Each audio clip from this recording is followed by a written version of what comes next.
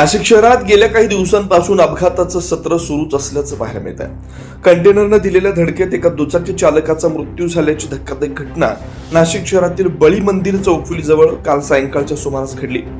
तावदास विस्ते असं मृत्यू झालेल्या इसमाचं नाव आहे। विस्ते नाशिकहून दुचाकीनं जात असताना ती कंटेनरच्या मागील चाकाखाली सापडल्यानं त्यांचा जागीच मृत्यू झालाय। सदर घटना घडताच कंटेनर चालकानं पळ काढण्याच्या प्रयत्नात 2 कार, रिक्षा आणि आणखी 2 दुचाकींना देखील जोराची धडक दिली। या प्रकरणी रात्री उशिरापर्यंत आडगाव पोलीस ठाण्यात गुन्हा नोंदवण्याचे काम सुरू होतं।